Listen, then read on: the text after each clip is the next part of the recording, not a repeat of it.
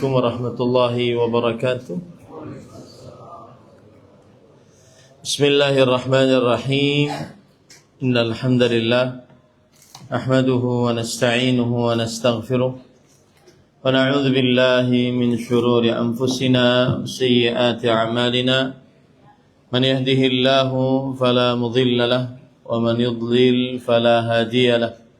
وأشهد أن لا إله إلا الله وحده لا شريك له وأشهد أن محمدا عبده ورسوله يا أيها الذين آمنوا اتقوا الله حق تقاته ولا تموتن إلا وأنتم مسلمون يا أيها الناس اتقوا ربكم الذي خلقكم من نفس واحدة وخلق منها زوجها وبث منهما رجالا كثيرا ونساء واتقوا الله الذي تساءلون به والأرحام إن الله كان عليكم رقيبا يا أيها الذين آمنوا اتقوا الله وقولوا قولا سديدا يصلح لكم أعمالكم ويغفر لكم ذنوبكم ومن يطع الله ورسوله فقد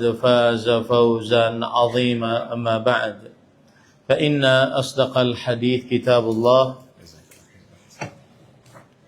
وأحسن الهدي هدي محمد صلى الله عليه وعلى آله وسلم وشر الأمور محدثاتها وكل محدثة بدعة وكل بدعة ضلالة wa kulla dhalalatin finnar. Alhamdulillah, kita bersyukur pada Allah Subhanahu wa taala pada hari ini, hari Jumat malam Sabtu, malam yang ke-23 dari Al-Muharram 1447 Hijriah, bertepatan dengan 18 Juli 2025. Kita akhirnya kembali dimudahkan oleh Allah Subhanahu wa taala untuk duduk bersama di Masjid An-Nur, Antasan Kecil Barat, Banjarmasin, Kalimantan Selatan, dalam sebuah kajian rutin membaca kitab Mukaffiratuz Dzunub wal Khataya wa Asbab al-Maghfirah minal kitabi was sunnah. Penghapus dosa-dosa dan kesalahan-kesalahan dan sebab-sebab ampunan dari Allah Subhanahu wa taala berdasarkan Al-Qur'an dan hadis Rasul sallallahu alaihi wasallam, yang ditulis oleh Fadilat Syekh Dr. Sa'id bin Ali bin Wahab Al-Qahtani rahimahullah. Salawat dan salam semoga selalu Allah berikan pada Nabi kita Muhammad sallallahu alaihi wa ala alihi wasallam, pada keluarga beliau, para sahabat, serta orang-orang yang mengikuti beliau sampai hari kiamat kelak. Dengan nama-nama Allah yang husna dan sifat-sifatnya yang ulia, kita berdoa, Allahumma inna nas'aluka ilman nafi'an wa rizqan tayyiban wa amalan mutaqabbala, Allahumma amin. Ahibati fillah, afanillah wa iyyakum, jamaah Masjid An-Nur yang saya cintai karena Allah, Bapak Ibu, saudara-saudari sekalian. Kita pada pertemuan sebelumnya sudah membahas tentang al-mabhathul awal, pembahasan yang pertama, mafhumu kafaratiz dzunub, pengertian tentang penghapus dosa. Kemudian pada pertemuan yang selanjutnya juga kita sudah membahas pembahasan yang kedua, mukaffiratuz dzunub minal Qur'an al-Karim, penghapus dosa berdasarkan dalil dari Al-Quran dan hadis Rasul sallallahu alaihi wasallam, berdasarkan Al-Quran Al-Karim. Sekarang kita di dalam pembahasan yang ketiga, mukaffiratuz dzunub minas sunnatil mutahharah sahihah. Penghapus-penghapus dosa dari hadis-hadis Rasul sallallahu alaihi wa ala alihi wasallam yang sahih. Kita sudah sampai kepada penghapus dosa yang ke-14. Penghapus dosa yang pertama berdasarkan hadis Rasul sallallahu alaihi wasallam adalah ucapan dan zikir la ilaha illallah. Kemudian yang kedua, tauhid, mentauhidkan Allah Subhanahu wa taala di dalam beribadah kepada Allah Subhanahu wa taala. Kemudian yang ketiga, al-ikhlas. Dan sebenarnya tauhid dengan ikhlas adalah padanan kata, sama prakteknya, yaitu memurnikan, mensucikan ibadah hanya untuk Allah Subhanahu wa taala dan membersihkan ibadah untuk selain Allah Subhanahu wa taala. Kemudian yang keempat yaitu al-hasanat, amal-amal baik, sebagaimana hadis Rasul sallallahu alaihi wasallam, wa atbi'il sayyi'atal hasanah tamhuha. Ikutilah dosa dan kesalahan dengan amal saleh, maka niscaya amal saleh tersebut menghapuskan dosa-dosa. Kemudian yang selanjutnya yang kelima, isbaghul wudu kama amara Allah, menyempurnakan praktek wudu sebagaimana yang diperintahkan di dalam syariat Islam. Ini adalah menghapuskan dosa. Kemudian yang keenam yaitu isbaghul wudu thumma salatu ba'dahu raka'atain, menyempurnakan wudu kemudian mengerjakan salat 2 rakaat setelah berwudu tersebut. Ini adalah penghapus dosa. Yang ketujuh, isbaghul wudu thumma salatu bihi al-fariḍah, yang artinya menyempurnakan wudu juga, kemudian dengan wudu tersebut mengerjakan salat wajib. Ini konsekuensinya berarti setiap salat wajib maka dia berwudu. Dan ini adalah anjuran yang disebut dengan tajdidul wudu. Meskipun tidak batal, maka dia kalau mengerjakan salat wajib maka dia berwudu. Kemudian yang kedelapan, al-muadzin yughfaru lahu madda sauti, yang artinya orang yang mengumandangkan azan diampuni dosanya selantang suaranya. Semakin lantang maka semakin diampuni dosanya. Yang kesembilan, mutaba'atul adzan tudkhilul jannah, mengikuti azan yang dikumandangkan akan menghapuskan dosa dan memasukkan seseorang ke dalam surga dengan rahmat Allah Subhanahu wa taala. Muadzin mengucapkan ucapan azan, maka yang mendengar mengikutinya. Itu adalah penghapus dosa. Yang ke-10 adalah al-masyu ila shalah, berjalan menuju masjid untuk mendirikan salat. Berjalan menuju masjid untuk mendirikan salat. Ini adalah menghapus dosa. Kemudian yang ke-9 atau yang ke-10 yang ke-11, as-salawatul khams, salat 5 waktu. Salat subuh, zuhur, asar, maghrib, isya, menghapuskan dosa-dosa di antaranya. Salat subuh menghapuskan dosa antara isya dengan subuh. Salat zuhur menghapuskan dosa antara subuh dengan zuhur dan seterusnya.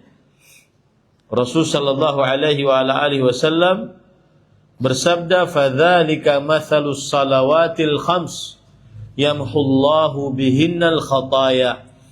Demikianlah perumpamaan salat 5 waktu. Dengan salat 5 waktu tersebut dosa-dosa dihapuskan. Yang ke-12 adalah al-adhkar, adbarus salawat, tukammilu bihal fara'id. Zikir-zikir yang dibaca setelah mengerjakan salat wajib untuk menyempurnakan kekurangan-kekurangan yang ada pada salat wajib, untuk zikir-zikir yang dibaca setelah salat wajib. Maka jangan malas berzikir setelah salat wajib.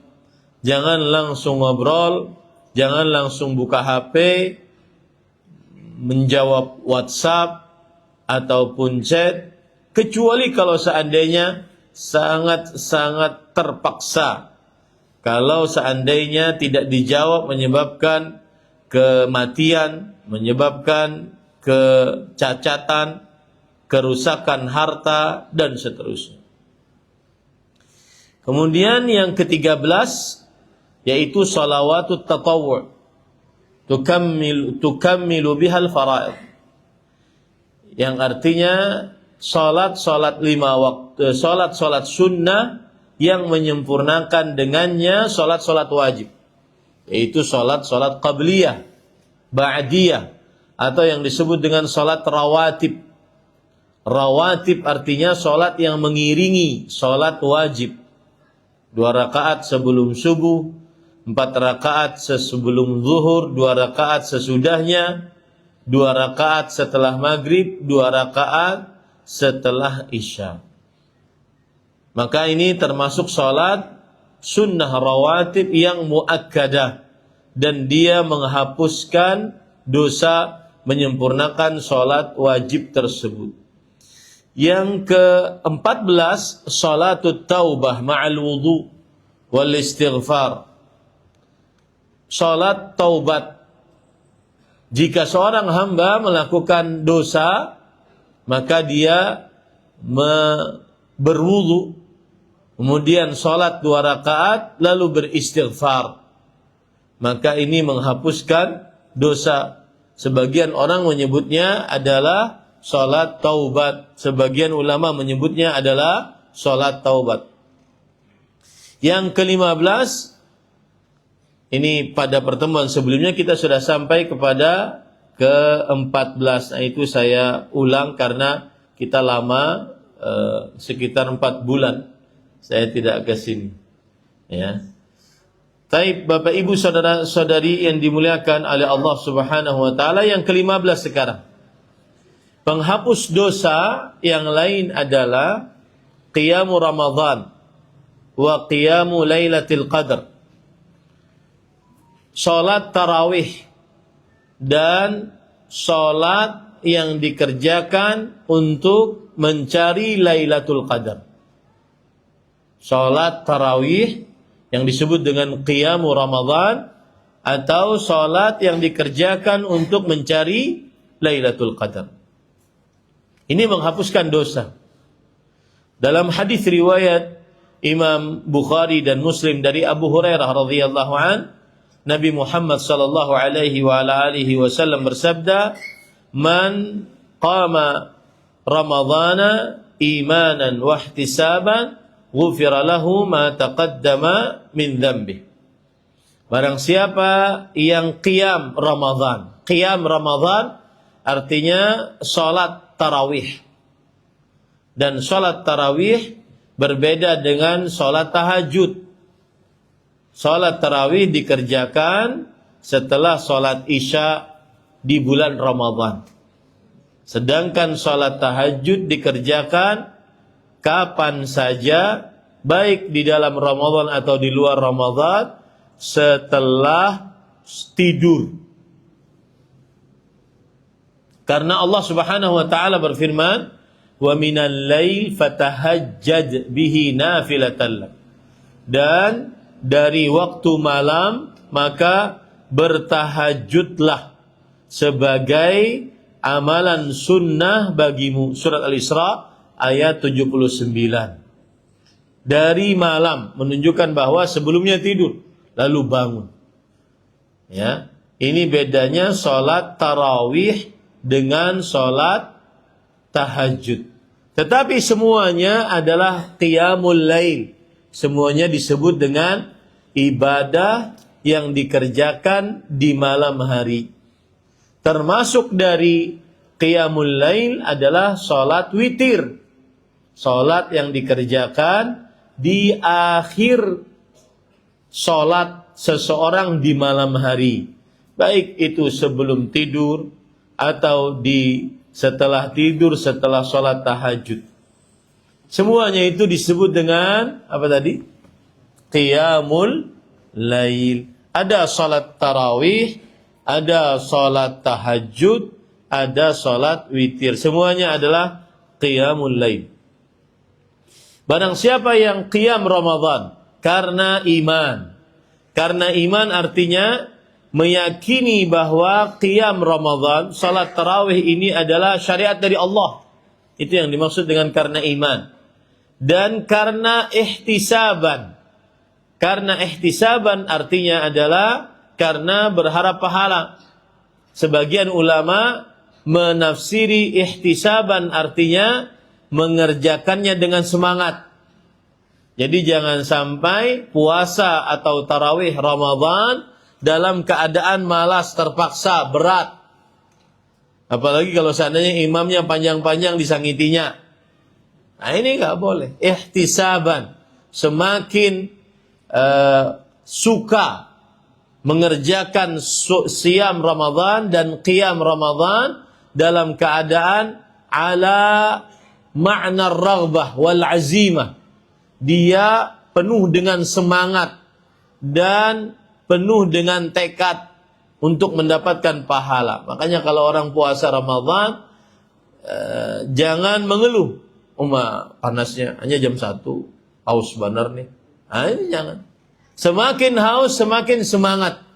Semakin haus semakin dia berharap pahala dari Allah Subhanahu wa taala. Ghufira lahu ma taqaddama min dhanbi. Diampuni untuknya apa saja dosa yang telah lalu darinya. Apa saja yang terlalu dari dosa-dosanya. Ma ismul mausul. Apa saja dosa yang telah lalu. Tetapi kita sudah sebutkan pada pembahasan yang pertama, apabila ada amalan yang menghapuskan dosa, maka para ulama mengatakan dia adalah dosa besar atau kecil? Kecil. Kenapa? Karena dosa besar memerlukan taubat. Dosa besar tahtaju ila taubah, berhajat kepada taubat kepada Allah Subhanahu wa taala. Taib. Yang ke-16, qiyamul lail tarfa'u bihi darajat wa taghfiru bihi adz-dzunub was-sayyi'at. Yang artinya salat atau ibadah di malam hari. Qiyamul lail namanya. Qiyamul lail, ibadah di malam hari. Mengangkat dengannya derajat, menghapuskan dengannya dosa-dosa dan kesalahan. Timbul pertanyaan, Ustaz, kalau saya bangun malam, koler benar sholat, cuma berzikir aja, bangun zikir, astagfirullah, astagfirullah, sambil ngantuk-ngantuk, astagfirullah, astagfirullah. Kada wudu, kada sholat, bolehlah, boleh. Dapat pahala lah, dapat, termasuk qiyamul lail. Karena yang dimaksud dengan qiyamul lail bukan hanya sholat, tetapi juga ibadah-ibadah lainnya. Sholat, zikir, doa, baca Quran, dan seterusnya. Meskipun sholat paling utama. Meskipun sholat paling utama. Allah berfirman dalam Al-Quran, Ya ayyuhal muzammil, qumil layla illa qalila. Nisfahu aw yanqus minhu qalila. au zid 'alaihi warattilil Qur'ana tartila. Wahai orang yang sedang berselimut, bangunlah di malam hari. Qumil laila illa qalila. Dan janganlah tidur di malam hari kecuali sedikit saja. Setengahnya atau tambah lagi sedikit. Ini menunjukkan bahwa kemudian di akhir ayat yang saya baca tadi, warattilil Qur'ana tartila, dan bacalah Al-Qur'an. Berarti baca Quran termasuk qiyamul lail. Berarti qiyamul lail bukan hanya sekedar apa tadi? Salat. Qiyamul lail bukan hanya sekedar salat. Nah, dalam hadis yang diriwayat, dalilnya hadis riwayat Imam Tirmidzi dari Abu Umamah Al-Bahili radhiyallahu an, Rasul sallallahu alaihi wasallam beliau bersabda, "Alaikum biqiyamil lail." Hendaknya kalian mengerjakan qiyamul lail, salat malam, baca Quran di malam hari, berzikir di malam hari, berdoa di malam hari. Hendaknya kalian beribadah di malam hari. Fa innahu da'bus salihin qablakum. Perhatikan ini baik-baik, terutama yang tidurnya di atas menonton yang haram. Kadang scroll sampai tidur.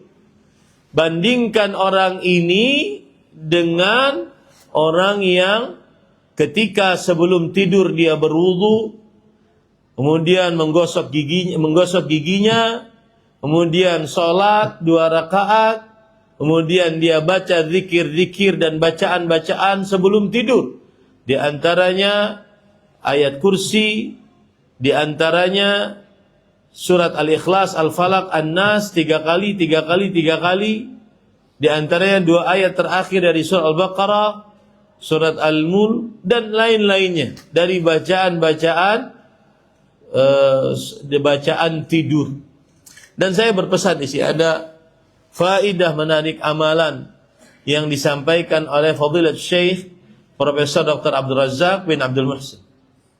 Beliau berkata, apabila ada orang yang ingin seharian penuh hidupnya lurus dan berkecukupan, maka amalkan amalan berikut. Yang pertama, bangunlah sebelum azan subuh. Kemudian ketika azan subuh dikumandangkan, maka jawablah azan tersebut. 1. Menjawab azan. Kemudian yang kedua, berdoa setelah azan. Allahumma rabba hadhihi ad-da'wati tammah was salatil qa'imah ati Muhammadanil wasilata wal fadilah. Kemudian yang ketiga, setelah itu salat 2 rakaat sebelum subuh. Yang keempat, berdoa antara azan dan iqamah subuh. Yang kelima, salat subuh berjamaah. Yang keenam, berzikir setelah salat subuh yang kita katakan tadi. Yang ketujuh, berzikir pagi. 7 perkara ini jika seseorang jaga, maka niscaya seharian hidupnya akan lurus dan dikecukupkan oleh Allah. Abdullah bin Abbas radhiyallahu anhuma, ketika setelah salat subuh beliau duduk di masjid sampai terbit matahari. Kemudian beliau bertanya, hal tala'ati syams? Apakah matahari sudah terbit? Kemudian kawan-kawannya menjawab, na'am. Alhamdulillah alladzi aqalana li hadzal yaum. Segala puji bagi Allah yang telah mencukupkan kita untuk hari ini. Padahal harinya belum. Harinya belum dilewati. Tapi beliau bisa menjamin, ini sahabat Rasul SAW. Ini adalah ahli ilmu di zaman para sahabat. Bukan zaman sekarang. Zaman para sahabat. Alhamdulillah alladzi aqalana li hadzal yaum. Segala puji bagi Allah yang telah mencukupkan kita hari ini. Kenapa? Karena para ulama menjelaskan bahwa para ulama menjelaskan bahwa yaumuka mislu jamalik. Harimu itu seperti ontamu. Harimu seperti ontamu. Pian pernah lihat onta? Onta itu kan kalau berjalan dia depan, belakang. Kada bergerombol loh. Dia jalannya belakang, depan, belakang. Maka para ulama mengatakan, yaumuka mislu jamalik. Harimu bagaikan ontamu. In amsakta awalahu in qada akhirahu. Jika engkau memegang awalnya, pagi harinya, maka akhirnya pun akan lurus bagimu. Akhirnya pun akan lurus bagimu. Makanya kita harus beapik-apik kalau sudah waktu subuh. Dan salah satu keharusannya adalah beapik-apik pada waktu tidur. Jangan terlambat tidur, jangan begadang kecuali untuk hal yang bermanfaat. Apalagi hal-hal yang berdosa. Sangat sayang sekali waktunya. Jadi, beapik-apik di awal hari, 7 perkara tadi. Kemudian setelah itu beliau katakan, anggap 7 ini adalah 1. Kemudian yang kedua adalah dia menjaga sholat 5 waktu seharianan. Menjaga sholat 5 waktu berarti mengerjakan pada waktunya. Berarti mengerjakannya dengan khusyuk. Berarti mengerjakannya penuh dengan kehadiran hati. Dan bagi laki-laki dikerjakan di masjid.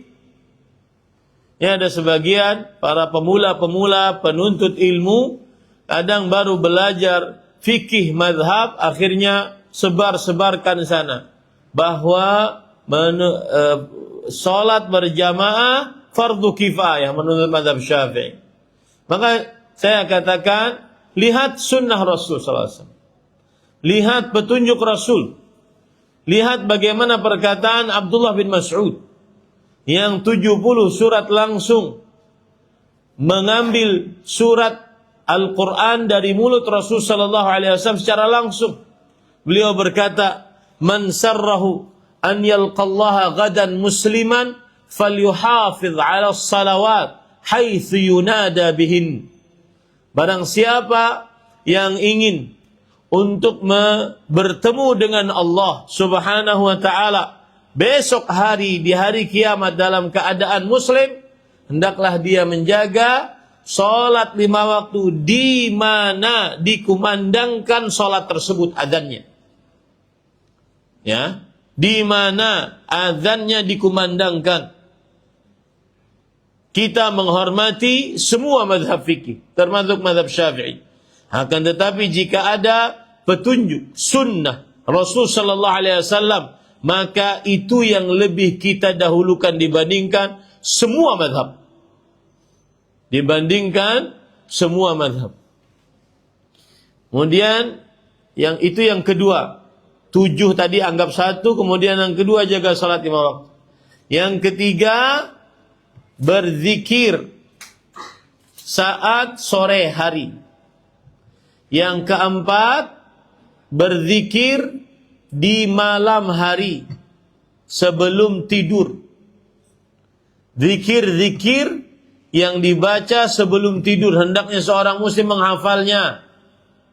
Sudah umur 30-40, rasa-rasanya tidak pantas kalau dia tidak hafal zikir sebelum tidur. Zikir sebelum tidur baca. Mungkin beli bukunya, lihat di HP daripada nonton yang macam-macam. Tulis di internet, zikir yang sahih berdasarkan Al-Quran hadis sebelum tidur. Baca. Nanti kelama-lamaan akan hafal. Tanpa harus memerlukan yang dibaca. 4. Yang kelima adalah zikir keseharian. Zikir keseharian maksudnya masuk keluar rumah, masuk keluar WC, masuk keluar masjid. Memakai, melepaskan sendal, memakai, melepaskan baju, naik turun kendaraan, dan seterusnya.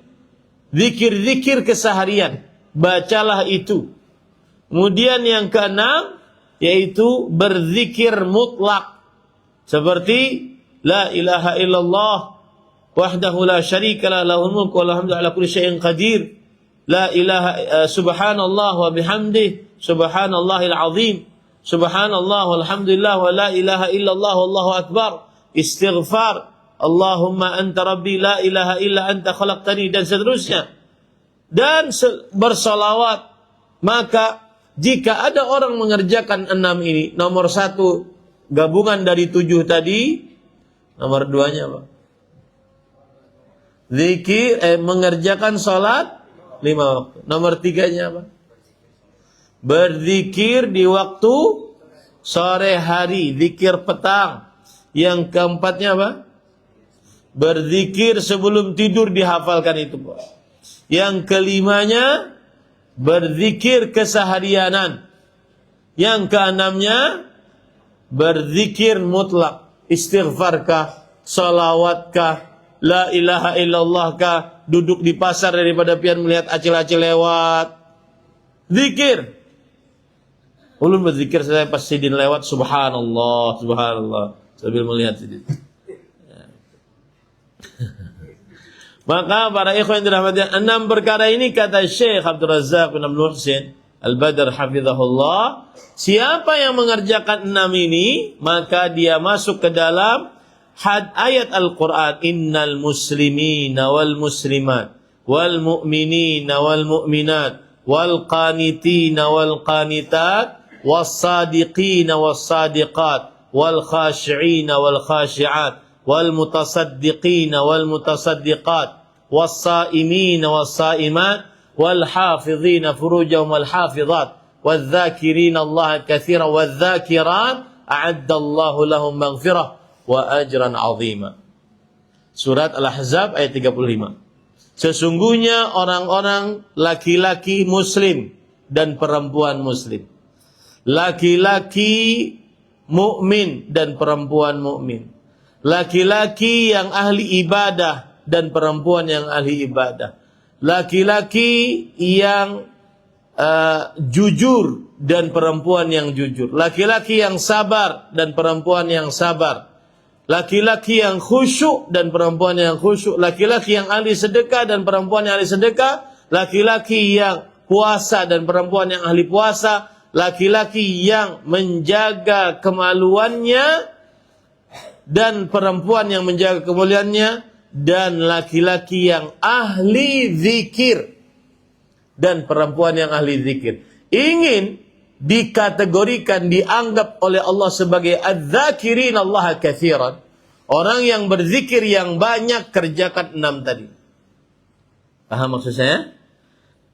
Kalau ingin dianggap sebagai orang yang berzikir yang banyak, ya, baik laki-laki ataupun perempuan, yang pahalanya adalah a'addallahu lahum maghfirah wa ajran 'azima. Allah sediakan bagi mereka ampunan dan pahala yang besar. Siapa yang ingin dicap sebagai ahli zikir yang banyak, kerjakan 6 tadi. 1 kumpulan dari 7, kemudian tambah dengan 5 tadi. Ya. Mudah-mudahan pian ingat. Karena dicatat. Biasanya hilang. Tapi ingat, insya Allah kalau diamalkan. Nah, ini faedah Bapak Ibu saudara-saudari, karena ada kaitannya dengan qiyamul lail. Beliau mengatakan fa innahu da'bus salihin. Sesungguhnya qiyamul lail adalah kebiasaan orang-orang saleh sebelum kalian. Wa huwa qurbatun ila rabbikum wa mukaffiratun lisayyi'at wa manhatun lil itsm. Maka dia adalah mendekatkan diri kepada Rabb kalian, menghapuskan dosa-dosa, menghapuskan kesalahan-kesalahan. Coba pian ya, fikir, bandingkan 6 orang tadi yang pekerjaannya atau 7 tadi yang dianggap 1 tadi, itu bandingkan dengan orang yang di malam harinya ya melihat yang haram sampai taguri. Subhanallah. Sangat jauh bedanya antara sama langit dengan sumur. Ya. Maka hentikan kebiasaan buruk.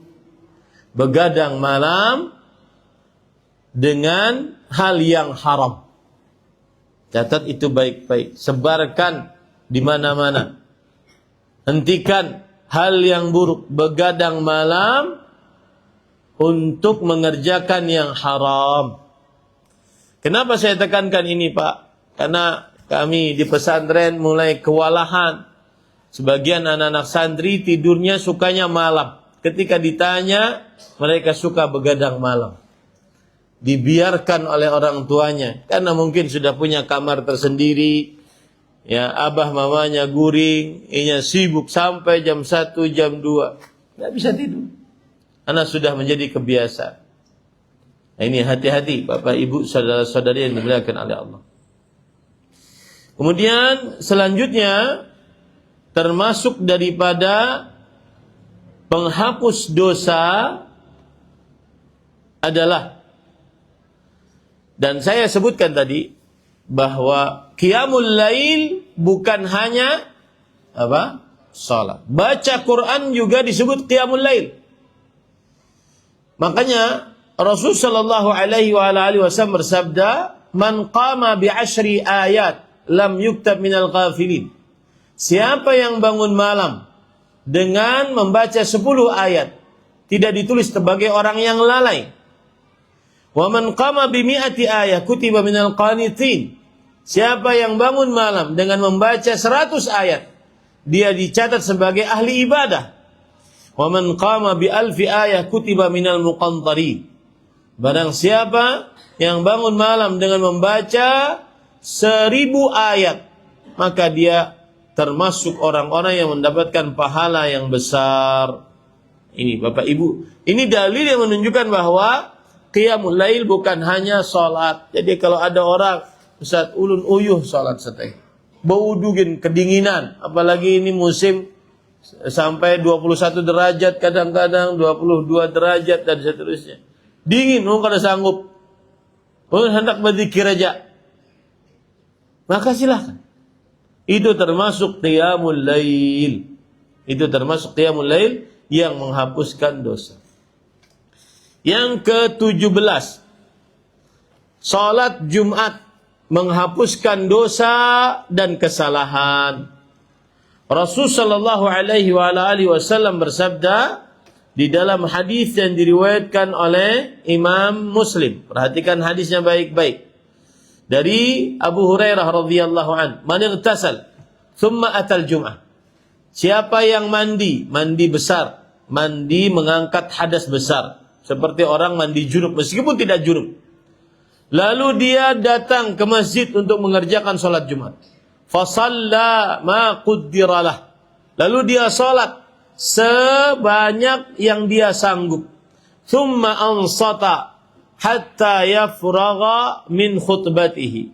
Kemudian dia mendengarkan khatib sampai selesai dari khutbahnya. Thumma yusalli ma'ah. Lalu salat bersama khatib tersebut. Ini dalil bahwa termasuk yang lebih sunnah adalah yang khatiblah yang imam. Kemudian karena disebutkan di sini yusalli ma'ah. Kemudian dia salat bersama khatib tersebut, yaitu jadi imam. Ghufira lahu ma bainahu wa bainal jum'ati al-ukhra wa fadli 3 ayyam. Diampuni dosanya antara Jumat ini dengan Jumat selanjutnya tambah 3 hari. Berarti 10 hari. Karena memang satu amal saleh diganjar berapa? 10 kali lipat. Diganjar 10 kali lipat. Para ikhwan yang dirahmati oleh Allah, di dalam riwayat yang lain ada tambahan. Perhatikan tambahan-tambahannya ini. Fastama'a wa ansata. Dan dia mendengarkan dengan seksama khutbah tersebut. Dan insat. Apa itu insat? Para ikhwan yang dirahmati oleh Allah Subhanahu wa taala, insat jadi gini. Ada ayat Al-Quran berbunyi, wa idza quri'al Qur'anu fastami'u lahu wa ansitu. Jika dibacakan Al-Quran, maka dengarkanlah dengan saksama. Maksudnya tidak mengerjakan apa-apa kecuali mendengarkan. Ya. Insat, memahami, berusaha memahami apa yang diucapkan. Itu bedanya istima' dengan insat. Maka khutbahnya juga demikian. Didengarkan dengan seksama dan insat, qalbunya berusaha memahami apa yang disampaikan. Ini adalah tambahan riwayat untuk menghapuskan dosa dengan sholat Jumat. Tambahan riwayat yang lain, wa yatatahharu mastata'a min tuhur, dan dia bersuci semampunya, sebagus-bagusnya, bersuci sebagus-bagusnya. Di antaranya yaitu mengerjakan hal-hal berikut. Pertama, menipiskan kumis. Nipiskan kumis ada yang seperti ini, kumisnya ditipiskan ya dengan cara memotongnya. Memotong sampai kelihatan kulit-kulitnya. Atau ada dengan cara dia kumisnya tebal tetapi dipotong di atas bibir, disebut dengan qas. Wa qassus syarib. Qassus syarib. Ya. Ada dalam riwayat zuzus syarib. Zuz artinya ditipiskan sampai kelihatan warna kulit dari atas bibir tersebut. Adapun qas adalah memotongnya, biarkan tebal dan jangan sampai melewati bibir. Kalau makan soto ngalih. Ya, ini para ikhwan yang dirahmati oleh Allah. Kemudian yang kedua adalah memotong kuku. Yang ketiga adalah mencabut bulu ketiak. Yang keempat mencabut bulu kemaluan. Kemudian memakai minyak wangi yang dia miliki. Dan memakai pakaian yang paling bagus yang dia miliki. Ini termasuk daripada tambahan untuk mendapatkan riwayat, untuk mendapatkan ampunan dengan mengerjakan sholat Jumat bersama imam. Nah, kemudian para ikhwan yang dirahmati oleh Allah Subhanahu wa taala, tambahan riwayat yang lain, ini perhatikan juga, fala yufarriqu baina itsnain. Yang ingin sholat Jumatnya menghapuskan dosa, jangan sampai dia memisahkan antara dua orang. Apa maksud memisahkan antara dua orang? Dia datang, kemudian setelah itu dia masuk ke dalam shaf dan memisahkan antara dua orang. Lalu sikapnya yang benar bagaimana? Sikapnya datang ke masjid sampai akhir shaf yang mana dia masuk, dia duduk di situ. Ya, dia duduk di situ. Tidak memisahkan antara dua orang yang sudah duduk karena ingin di shaf pertama padahal datangnya terlambat. Nah, ini tidak benar. Pada ikhwah yang dirahmati oleh Allah Subhanahu wa taala. Tambahan riwayat sebelum azan, tambahan riwayat agar sholat Jumatnya mendapatkan ampunan adalah falam yatakhatta a'naqan nas. Tidak melangkahi leher-leher manusia. Karena datangnya terlambat tadi, tapi dia ingin di shaf yang depan. Nah, ini tidak benar. Itu adab-adab sholat Jumat yang dengannya seseorang dihapuskan dosa. Silakan adzan.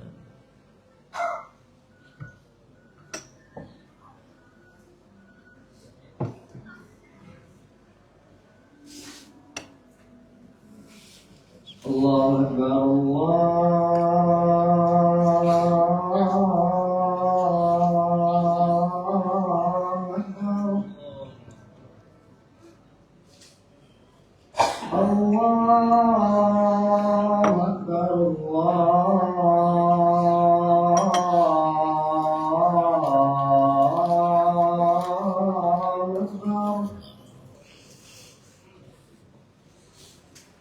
أشهد أن لا إله إلا الله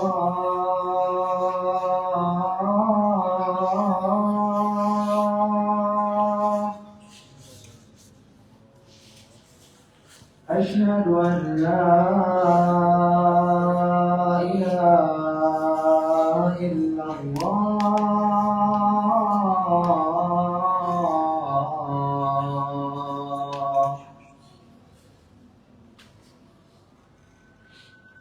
أشهد أن محمد رسول الله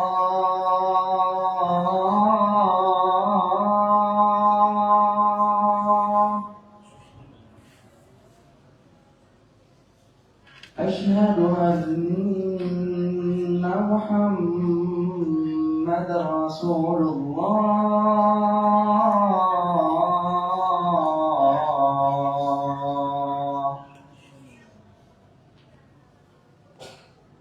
حي على الصلاة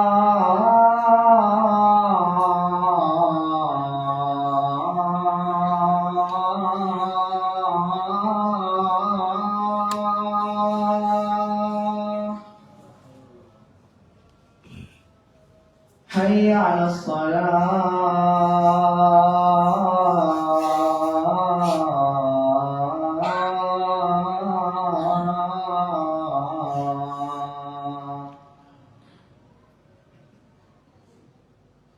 حي على الفلاح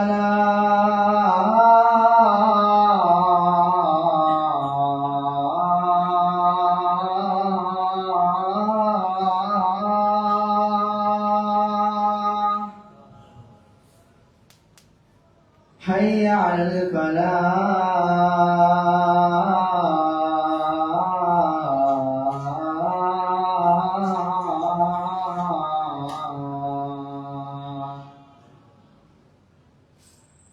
الله أكبر الله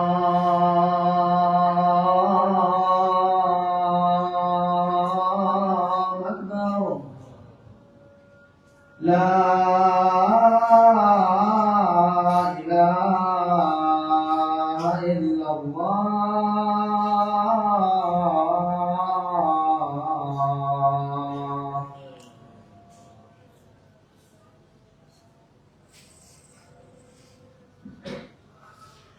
Ya, menunggu iqamah, dibuka sesi pertanyaan. Jika ada yang ingin ditanyakan, dipersilakan sampai waktu iqamah 5 menit.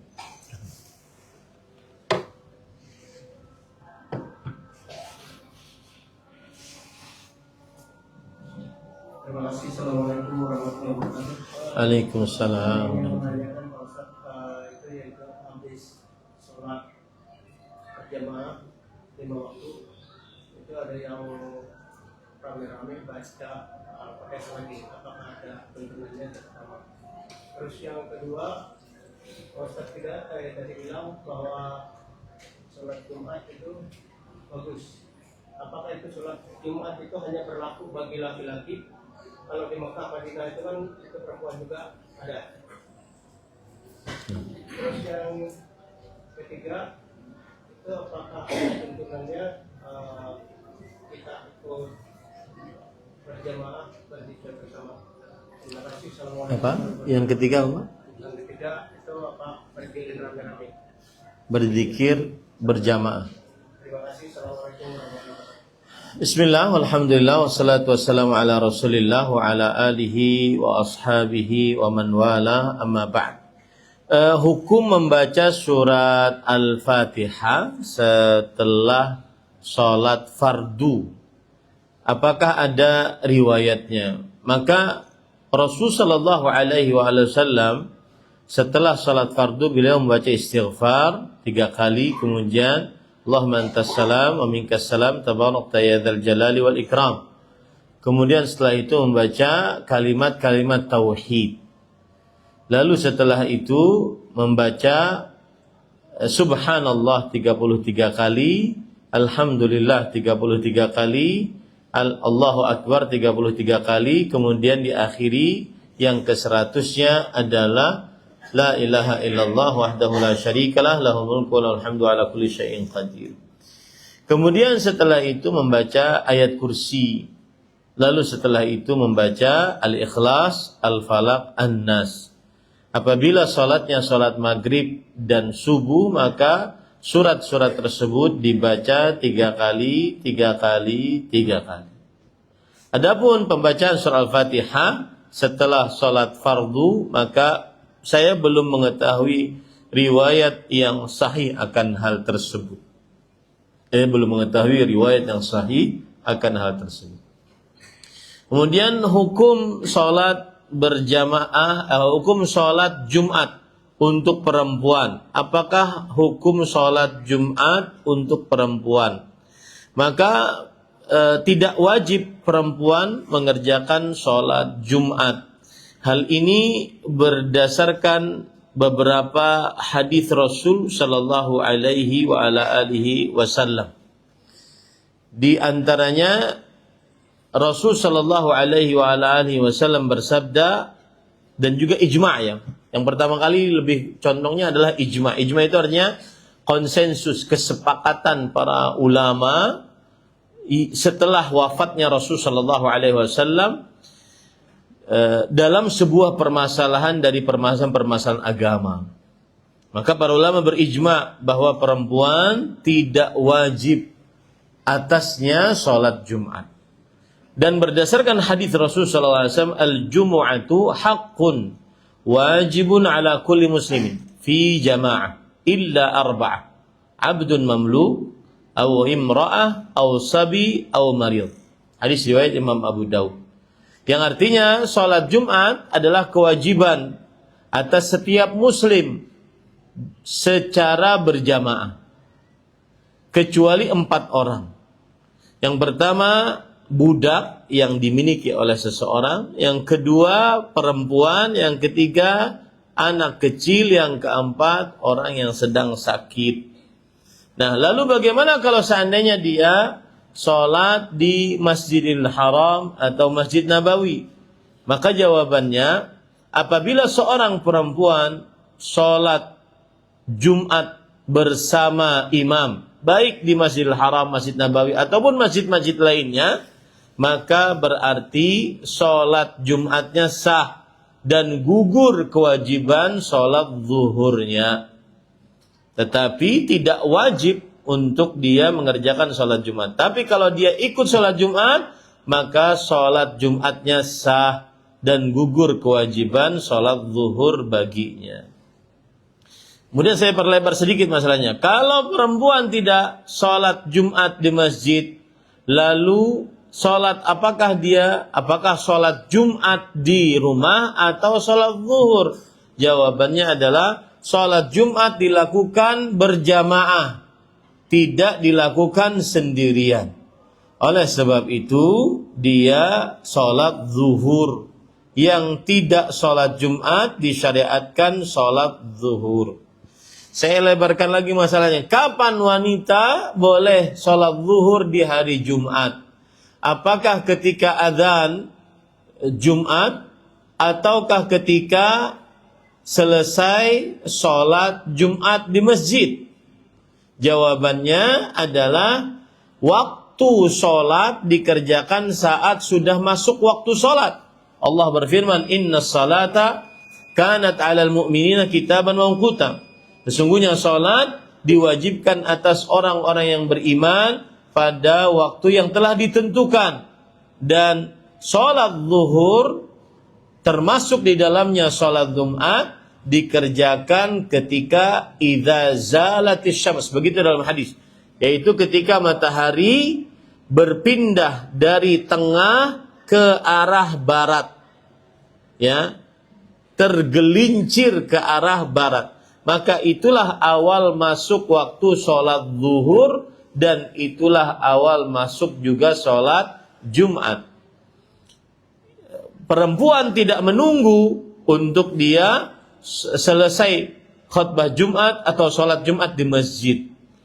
Karena ada kadang perempuan tidak mendapati di sekitarnya sholat Jumat dikerjakan oleh para laki atau dia tidak dengar. Maka yang jadi ukuran adalah mataharinya. Apabila sudah tergelincir ke arah barat, maka itu menunjukkan masuk waktu sholat zuhur meskipun dikerjakan di hari Jumat. Kemudian berzikir berjamaah. Para ikhwah yang dirahmati oleh Allah Subhanahu wa taala, Rasul sallallahu alaihi wasallam salat disyariatkan salat ketika kapan? Di Mekah atau di Madinah? Hah? Yang aku cinta Rasul? Di Mekah. Di Mekah disyariatkan tahun ke-10 Hijriah. Berarti beliau selama hidup 13 tahun sholat 5 waktu. Di Mekah 3 tahun, di Madinah 10 tahun. Selama 13 tahun sholat 5 waktu dan berjamaah. Dan selama itu tidak pernah ada riwayat sependek pengetahuan kami bahwa beliau memimpin untuk zikir setelah sholat secara berjamaah. Yang ada adalah sebagian sahabat mengangkat suara saat berzikir. Sebagaimana hadis dari Abdullah bin Abbas. Itu tidak menunjukkan bahwa disyariatkan zikir secara berjamaah. Dan zikir Rasul sallallahu alaihi wasallam dan para sahabatnya sendiri-sendiri. Ini yang bisa disampaikan.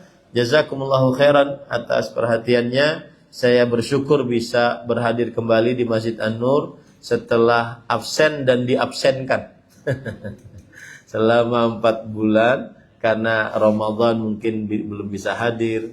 Kemudian Syawal juga, Dzulqa'dah juga, Dzulhijjah hajian kemarin. Kemudian sekarang Al-Muharram 1447 baru bisa bersua kembali. Mudah-mudahan ini awal yang baik dalam majelis ilmu. Semoga kita mendapatkan ilmu yang bermanfaat dan ilmu yang bisa diamalkan. Wassallallahu nabiyana Muhammad walhamdulillahirabbil alamin. Subhanakallahumma bihamdik asyhadu an la ilaha illa anta astaghfiruka wa atubu ilaik. Wassalamualaikum warahmatullahi wabarakatuh.